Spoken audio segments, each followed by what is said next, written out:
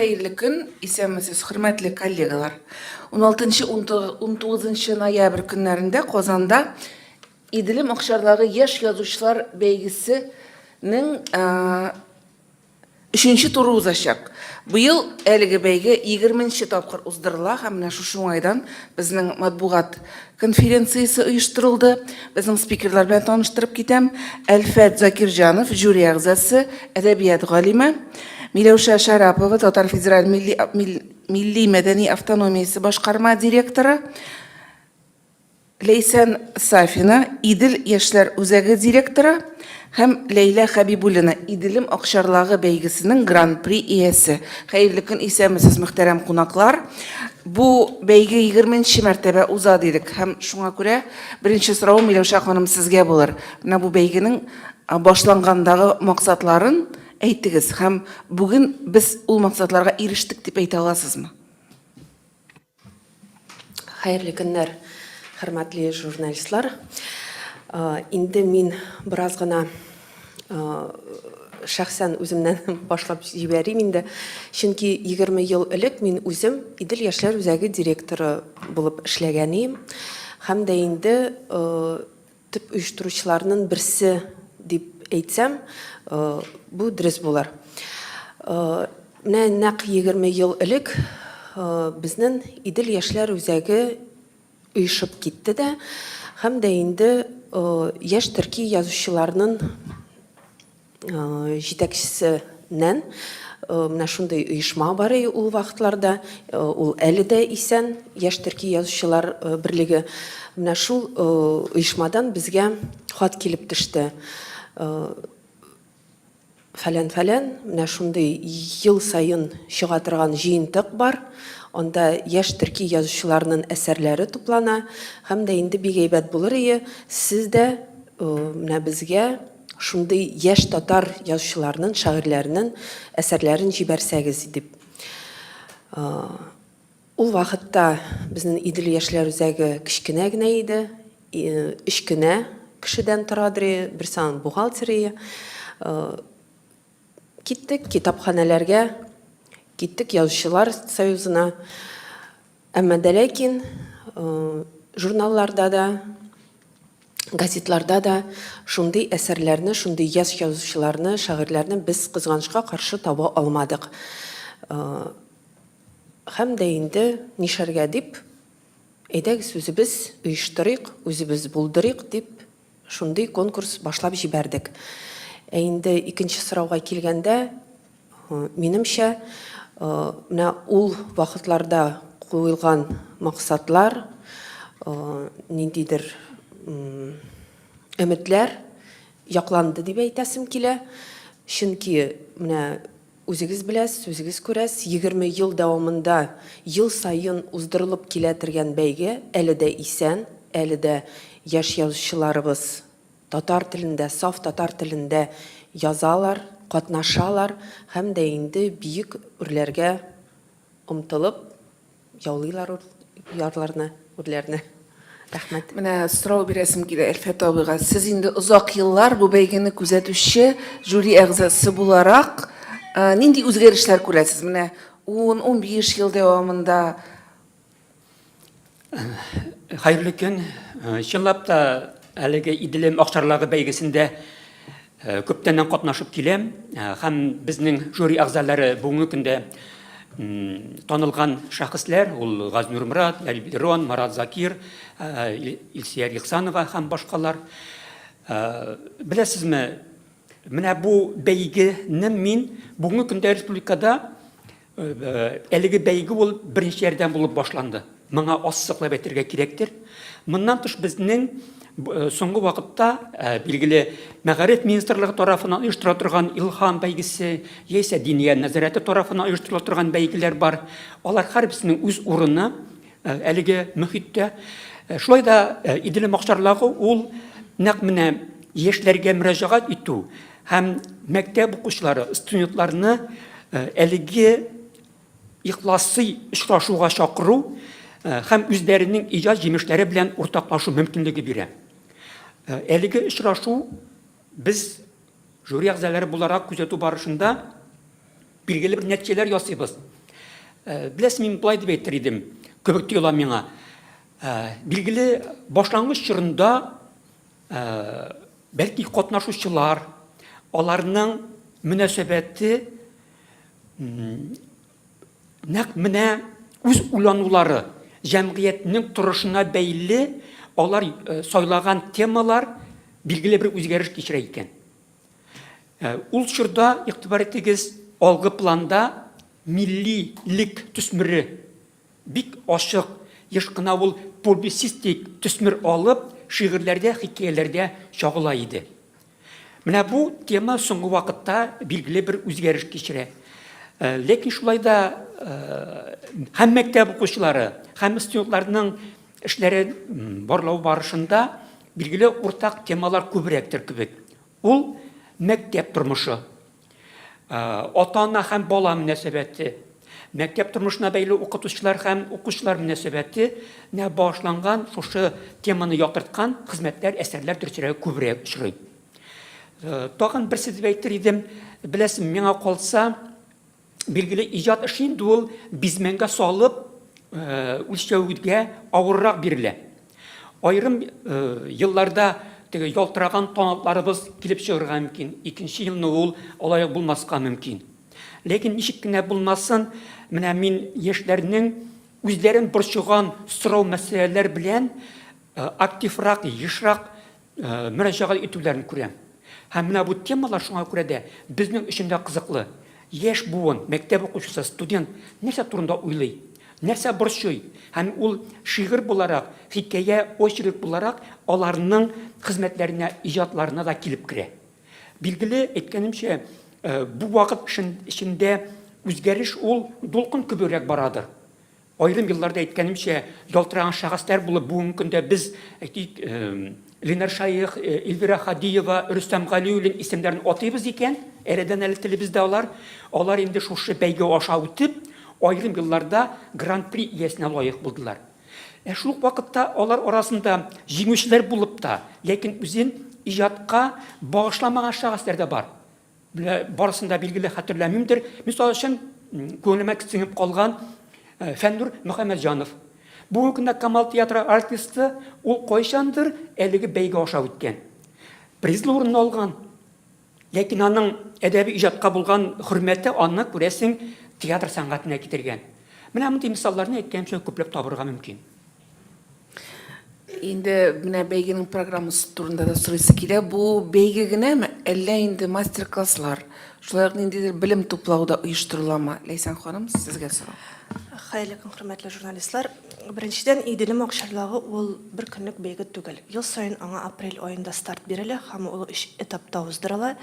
Беренчесе без апрель аеннан алып сентябрьнең соңгы көненә хәтле әлеге бәйгедә катнашырга теләүчеләрнең эшләрен кабул итәбез. Менә быел мәсәлән без барлыгы 104 заявка кабул иткәнбез, 438 әсәр һәм 94 катнашучы. Ни өчен 104 заявка һәм 94 катнашучы? Чөнки кайбер катнашучылар төрле номинацияләрдә үз әсәрләрен җибәрә ала.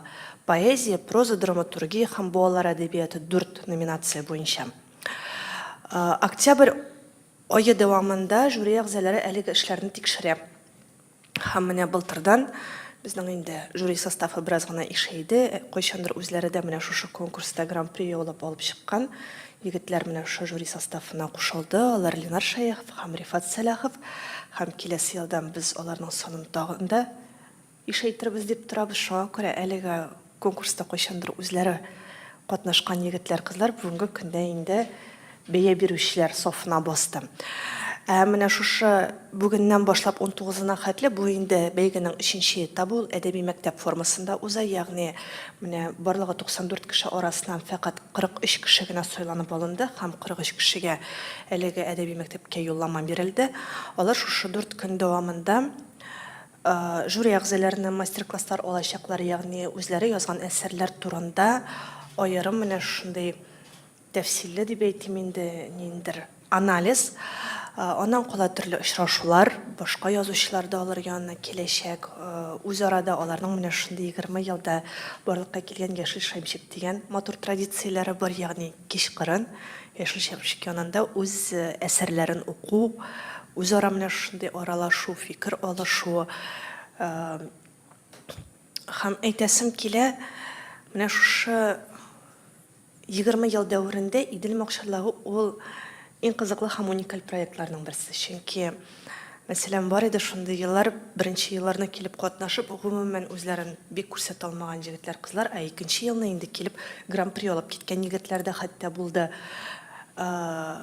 Һәрхәлдә шушы елларда лауреат исеменә ия булган һәм гран-при исеме алган егетләр, кызлар беркайчан да сынатмады. Алар бүгенге көндә дә актив иҗатта, аларның китаплары чыга, алар әдәби процесста бик активлар, алар үзләрен күрсәтеп торалар һәм шуңа күрә миңа калса Идел Мохшарлыгының 20 еллыгында күрсәтер, менә тотып алып әйтер исемнәре бар. Аллага шөкер һәм алга таба да шулай булсын, чөнки хәтта менә быелгы конкурска 94 кеше үз әсәрләрен җибәргән икән. Димәк, сайлап алу мөмкинлеге бар, димәк, аларны үстерү мөмкинлеге бар һәм әдәби процесс бүгенге көндә тукталмый. Ул һәрхәлдә яшьләр тарафыннан актив позицияләнә һәм мин ышанам, менә аларның әсәрләре буенча да менә бүгенге көннең хәзерге татар әдәбияты бар дигән дип әйтергә шундый зур бер мөмкинлек. Ләйсән ханым, сезнең кулыгызда нинди китап ул? Бу җыентык безнең Идел Мохшарлыгының ел саен җыентыгы чыгып килә, ягъни менә шундый җыентыклар алар инде 20 һәм быелгы җыентыкта ул менә дөнья күрде. Бу 2019 елгы җыентык, чөнки без аны бераз гына менә шулай соңарып чыгарабыз. Былтыр Идел Мохшарлыгы яшь язучылар бәйгесендә лауреат булган һәм менә шушы 3нче турда катнашкан егетләрнең кызларның әсәрләре тупланган менә шундый соңгы иң свежий җыентык бу. Инде менә безнең бүген студиядә шулай ук Ләйлә Хәбибуллина, ул бүгенге көндә республикада билгеле шагыйрә, татар дөньясында билгеле шагыйрә дип әйтергә кирәк. Ул бу конкурста гран-при иясе булган. Һәм менә Ләйләдән сорыйсы килә. Бу конкурста катнашу һәм гомумән әдәби бәйгеләрдә катнашу сезне үстердеме? Хәерле көн. Әлбәттә, һәрбер бәйге, һәрбер конкурс ниндидер тәҗрибә бирә һәм нәкъ менә Идел Мохшарлыгы мине үстерде дип әйтә алам. Чөнки нәкъ 10 ел элек мин беренче мәртәбә Идел яшьләр үзәгенә Идел Мохшарлыгы бәйгесенә килдем. Һәм һәр елны мин ноябрь аенда бу конкурсны калдырмыйм. Аллага шөкер. Һәм беренче мәртәбә мәктәп баласы булып килгәндә мин әле иҗат итә башлаган гына идем. Андагы әсәрләрне, шигырьләрне бәлки әсәр дип тә, шигырь дип тә әйтеп булмый торгандыр, ләкин монда килеп кергәч, үзем кебек иҗат итүче яшьләрне, укучыларны, студентларны күргәч, минем дә тагын да ныклабрак иҗат итәсе килү теләге артты гына. Һәм ел сайын без ноябрь аен көтеп алабыз, зарыгып көтеп алабыз. Әлбәттә, без монда бәйгегә килгән кебек килмибез, чөнки монда мастер-класслар жюри әгъзалары белән уздырыла. Әлбәттә, шундый алпат язучыларның, әдипләрнең фикерен ишетү бу бик зур әһәмияткә ия һәрбер яшь язучы өчен. Һәм шулай ук белем туплыйбыз. Тагын бер мөһим әйбер, үзеңнең яшьтәшләреңнең иҗаты белән танышу. Чөнки яшьләр, әлбәттә, хәзер интернетта һәркемнең иҗатын күзәтеп барырга була, ләкин чынлап менә күзгә күз күреп, нәкъ менә шушы иҗат рухында гына яшәп, берничә көн дәвамында иҗат белән танышу ул инде башка әйбер. Һәм менә 10 ел эчендә әлбәттә күзәтергә була, ничек, нинди үзгәрешләр кичергәнне. Һәркемгә дә әлеге бәйгедә уңышлар теләп калам. Бик зур рәхмәт. Хөрмәтле коллегалар, сорауларыгыз бармы? Зилә, рәхим итегез. Татар-информ, Зилә Мөбарәкшина, Ләйлә, сиңа сорау. Менә син бит инде гран-при иясе. Идел Мохшарлыгында гран-при иясенә ия булу дигән сүз, исем яшьләр арасында абруйны күтәрәме һәм гомумән яшьләр моны ничек кабул итә, реакциялары нинди? Ничек дип әйтим? Без үзебез менә мәктәптә укканда, әле Идел Мохшарлыгында ел сайын йөреп, урын алганда, урын алмаганда, без әлбәттә моның өчен килмибез, монда иҗат тәҗрибә туплау өчен киләбез.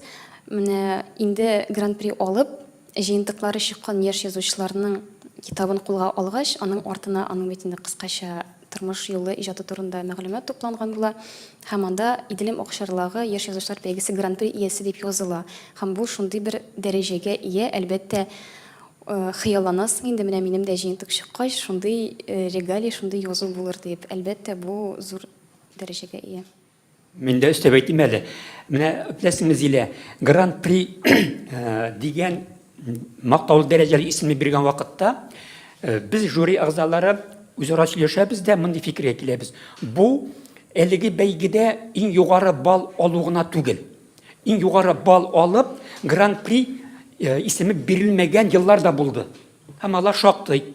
Ягъни бу очракта әлеге авторга без, ничек әйтим мин аны, менә аның иҗаты ул сәнгати планда билгеле бер дәрәҗәгә ирешү дигәнне тоемлау кирәк. Шигърият икән, демәк аны үзенә хас бер стиль үзенчәлеге, үзенә хас метафоралар, символлар белән инде ул шигъриятның тәмен белеп яза башлаган дигән мәгънәдә. Һәм ул шушындый ук таләп проза яисә балалар әдәбиятында куела.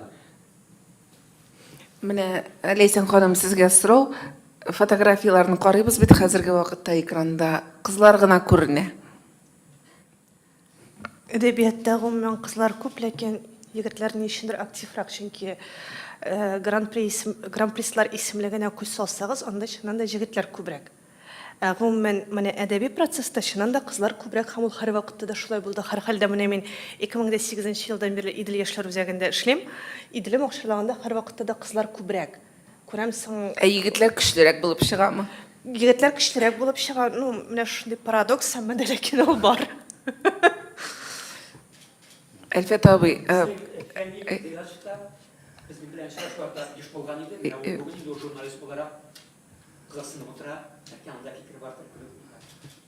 Фәнил. Кердеп инде мин үзем 2010 елда шулай катнашкан идем, гран-прига ия булган идем һәм шул сәбәпле мин башка елларны инде катнашучы буларак анда барудан мәхрүм калдым шуңа күрә. Ләкин шуңа карамастан, Аллага шөкер, мин шактый гына ел сайын ук булмаса да бу чаралар булган вакытта һәр вакыт барырга, күрешергә, әлеге анда катнашучы яшьләр белән очрашып, күпмедер тәҗрибә уртаклашырга, аларны ишетергә, танышып калырга һәр вакыт әзер тордым, йөрдем. Аллага шөкер, рәхмәт чакыруыгызга. Һәм киләчәктә дә шулай бергә аралашырбыз дип уйлыйм. Инде конкурсантларга уңышлар телим. Сорауга килгәндә, сорыйсы килә, быел менә бик шактый гына әсәрләр килде дидегез. Чыннан да гран-прига лайык дип табылырлык әсәрләр бар микән? Ел сайын бу мәсьәлә барыбер теге кузгалтыла, кайбер елларны ул булмыйча да кала. Төрле елларда төрлечә иҗат саллылыгы мәсьәләсе. Былтыр мәсәлән гран-при бирелмәде. 2018 елдан соң безнең менә гран-при бирелмәде. Һәм быелгы гран-при бирелерме, юкмы, бу беренчедән барлык жюри әгъзаларына бирелергә тиешле сорау, чөнки бу алар кабул итә торган шундый карар. Гомумән Иделем охшарлагының гран-при ияләренә килгәндә, чыннан да без кай вакыт, әгәр дә мәсәлән күпмедер дәрәҗәдә көчсезрәк һәм менә быел чынлап та менә гран-при бирердәй түгел диләр икән алар, димәк без аны бирмичә калдырабыз. 20 еллыкта бирелсен иде инде ул чынлыкта, ләкин әгәр дә менә жюри әгъзалары юк, быел андый менә исем юк дисәләр, без аны быел да бирмичә калдырачакбыз. Әгәр дә инде бар дисәләр, димәк ул биреләчәк. Бу мәсьәләгә инде бераз гына ачыклык кертсәм дә төгәл бәлки җаваптай биреп бетерә алмам. Мисал өчен, быел мин проза әсәрләрен укыдым. Алар шактый күп, драма әсәрләрен. Драма әсәрләре йомшаграк, башта ук әйтеп куйым, анда инде шул 2-нче, 3-нче урыннар белән бәлки чикләнербез дип торам мин, киңәшеп алганнан соң. Инде прозада 10 балл мөмкинлектән 9 балл куйган кешем бар. Ягъни бу очракта мин башка жюри әгъзалары бу эшне, әлеге хикаяләрне дип әйтим, ничегрәк бәяләгәннәр, шулар белән киңәшкәннән соң, әгәр дә фикерләребез туры килә икән, аның әлеге сыйфатларын баягына сез әйткәнчә, исә мин әйткәнчә, теге язучылык осталыгы дип әйтимме, сәнгати осталыгы күренеп тора дип табабыз икән, уртак фикергә килсәк, бирелә. Ләкин кабатлыйм, бу очракта без уртага салып сөйләшәбез. Һәм монда чын мәгънәсендә объектив булырга тырышабыз. Бер сорау, егетләр быел күп буламы? Бармы алар бөтенләй? Үшеу. 43 кешенең 3-се егетләр. Бу әйбәт статистика саналамы? Җегетләрнең сыйфатлы булуы мөһим бит. Шуңа күрә Аңлашылды.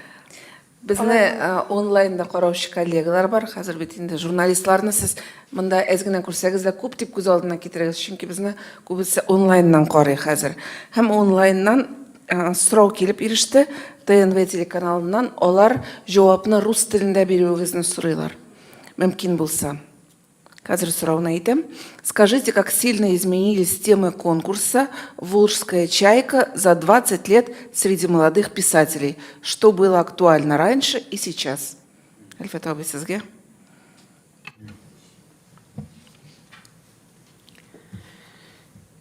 Знаете, мы проверяем работу учеников и студентов, и поэтому, что присущ молодым школьникам и студентам, это в целом остается, не меняется.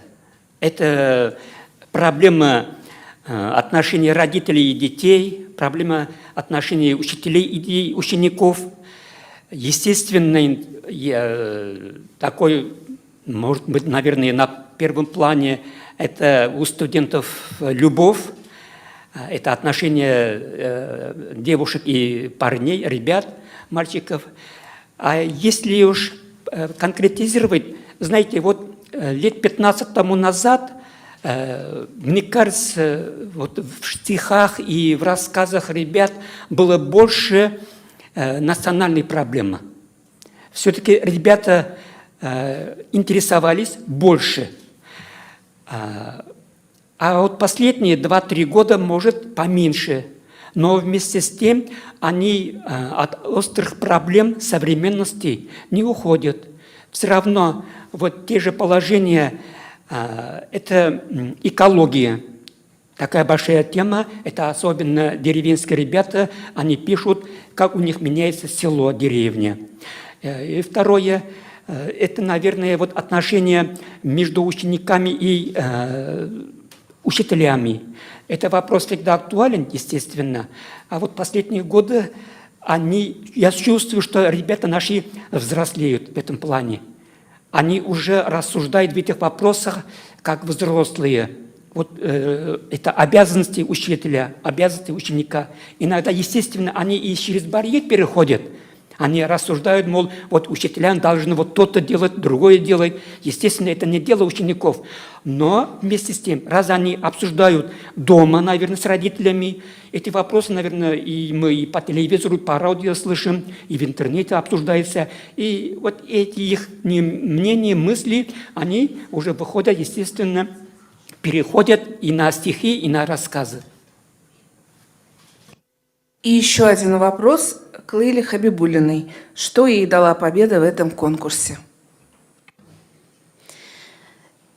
Это, можно сказать, даже больше мне дала, наверное, не победа, а само участие в этом конкурсе, потому что я участвовала не 1 год, начиная со школьной скамьи, уже в студенчестве участвовала каждый год.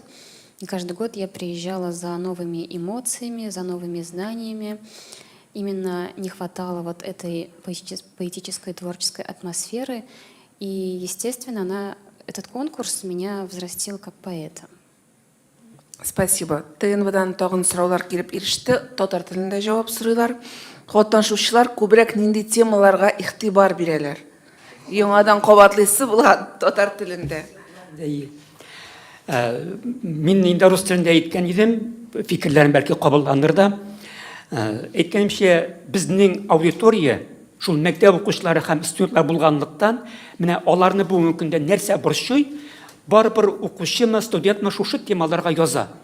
Мин әйттем инде, мәктәп укучыларында ул менә үзара мөнәсәбәтләре.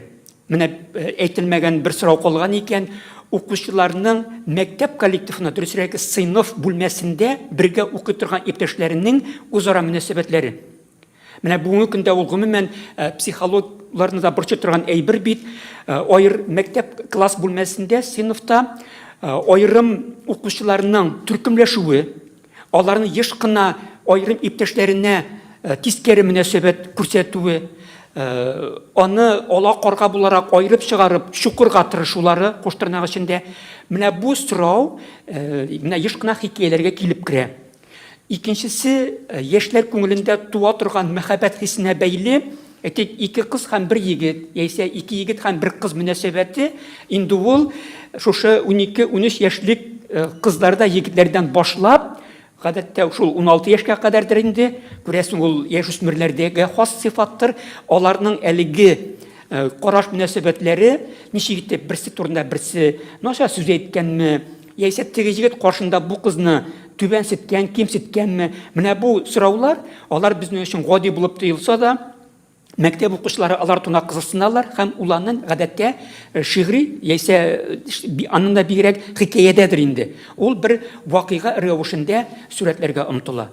Моннан тыш әйттем инде, ата-аналар һәм укытучылар белән мөнәсәбәт мәктәп укучыларын бу көндә бик борчый, кызыксындыра, ул бәхәсләр дә уята.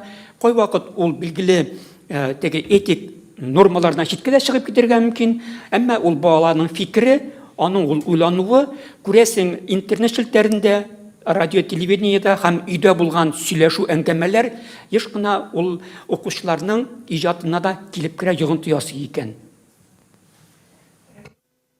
Тагын бер сорау татар телендә Ләйләгә түгел. Бу Ләйсән ханымга дип аңлыйм.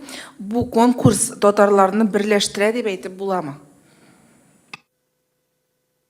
Шын берсеңне әйткәндә, Иделем Акчарлыгы конкурсы үз алдына андый максат куймый. Иделем Акчарлыгы ул татар телендә иҗатны активлаштыру һәм бүгенге көндә әдәби процессның тукталмавына юнәлдерелгән. Шуңа күрә монда татарлар берләшәме, я булмаса киресенчә үзара конкуренция туып, алар бәхәскә керәләрме, үзара тартышалармы? Монсы бу бик кызык сорау булды, шын берсеңне әйткәндә. Ләкин һәр хәлдә егетләрнең, кызларның үзара мөнәсәбәтләренә карап, бер-берсенә шушындый дустана мөнәсәбәттә булулары, яңадан һәр вакыт, һәр даим аралашып торулары, дуслашып китүләре миңа калса талаштырмыйдыр дип ышанам. Өстәп кенә әйтмәле. Билгеле, гафусызмы? Беләсезме, билгеле сорау миндә сәйрексенүрәк уятты. Без бөтен әйберне, һәрбер чараны инде әлеге әйбергә, мәсьәләгә генә кайтарып калдыру дөрес булмас. Бу очракта беләсезме, шигырь язарга, хикәя язарга кешене өйрәтеп булмый. Ләкин безнең 50-60 мы, яисә азракмы, күбрәкме балаларыбыз килә икән, һәм алар үзенең күңелендә әле шигъри яисә хикәя буларак иҗат уңышлары чагылыш тапкан икән, аның күңелендә үзенең милләте белән горурлану хисе уяна. Аның шигъриятенә, хикәясенә бәя бирелә икән, һәм ул шушында фикердәшләр табып, алар белән үзенең кызыксынуларының туры килүен, һәм бер-берсенә яңа дуслар табып кайта икән, ул аңа белгеле бер җирлек этәргеч бирә. Аның рухын байыта, ул кеше буларак байый, аның дөньяга карашы үсә дип саныйм мин. Бала вакытта иң мөһим сорауларның берсе әнә шунда кебек. Рәхмәт. Микрофонга. Һәр хәлдә яшь татар иҗатчыларын үзара берләштерә һәм алга таба да үзара бер-берсенең иҗатына игътибар белән карарга һәм бер-берсен иҗат аша үстерергә, үсендерергә этәргеч бирә дип әйтер идем. Һәм менә Ләйлә әйтеп үтте бит, 10 ел элек килгән идем дип. Менә мин 10 ел элек үзем гран-при алган идем. Шуннан бирле күпме күзәтеп килдем. Менә шу 10нчы елда килүчеләрне әле менә күптән түгел дә фотоларга игътибар итеп утырган идем. Аларның бик күбесе ел сайын катнашып килеп, тагын менә ел сайын шушылар арасыннан беренче, икенче урыннарны гран-при алучылар әлдән-әле булып торды. Ягъни менә нәкъ шушы конкурста килеп, ел сайын катнашып, ниндидер бер үсү потенциалы сизелә. Рахмат. Караганда, әле безнең бит башка республикаларында килүчеләр бар. Мисал өчен безнең Башкортстаннан була иде алдагы елларда Быел даими. Башкортстан һәм Киров өлкәсенең катнашучылары бар, шуңа күрә Менә ара-тирә булса да бу үзүк әлеге менә фәнил әйткән фикерләрне үстереп, чынлап та инде телефоннар алышынып, чынлап та иҗатчыларны берләштерү һичшиксез бар. Башка площадкаларда шул кешеләр катнаша, үзара Инде татар журналистларының тагын бер яраткан соравын бирәсем килә, Әлфәт абый сезгә. Шушы күзәтүләрдән чыгып, гомумән әдәби бәйгеләрне күзәтүдән чыгып, татар әдәбиятының киләчәген дә фаразлагыз әле. Татар әдәбиятының киләчәге бармы, юкмы дип сорарга яратабыз бит инде. Чынлап та бу сорау даими яңгырый торган сорау инде ул, һәркемнең үз карашыдыр. Беләсезме? Мин гомумән бу сорауның куелышына булай җавап бирердем бер сүз белән башта. Өметсез шайтан. Шуңа күрә мин татар милләте Алла бирсә бар һәм булачагына иманым камил икән. Димәк, табигать шундый ки, табигать кешегә иҗат хокукы мөмкинлеге бирә. Борынгы бабаларыбыз инде җыр, шигырь, мәкаль әйтем рәвешендә без халык авыз иҗаты дигән байлыкны тудырганнар икән. Аны бит аерым шәхесләр иҗат иткән. Аннан соң ул бит халык байлыгы булып киткән. Шуңа кебек бүгенге көндә дә табигать биргән икән кешегә үзенең фикерен шигъри формада, хикая очерк формасында кагазга төшерү мөмкинлеге. Димәк, ул бар. Исән имин булып, моның нигезендә, мәктәптә, төрле уку йортларында татар теленең укытылуы, аның булуы мөһим. Әгәр дә бала татар булып, үз туган телен белеп үсә икән, ул димәк татар әдәбиятына килә. Кызганыч ки, менә бүгенге көндә инде татар мәктәпләре кимеп, киресенчә балаларыбыз күбрәк рус мәктәбендә белем ала икән, талант бирелгән, сәләтле булган бала да инде ул иҗатын рус телендә язырга яисә дәвам итәргә мәҗбүр була. Менә бу куркыныч бар. Шуңа күрә безнең максатыбыз да татар телендә белем бирү системасын яклау һәм саклау. Бу димәк, татар әдәбиятының киләчәге шуңа бәйле дигән сүз. Бик зур рәхмәт. Җавапларыгыз өчен тагын сораулар калдымы? Әгәр сораулар булмаса, матбугат конференциясын төгәллик. Бик зур рәхмәт. Килүегез өчен уңышлар бу бәйгеләрдә.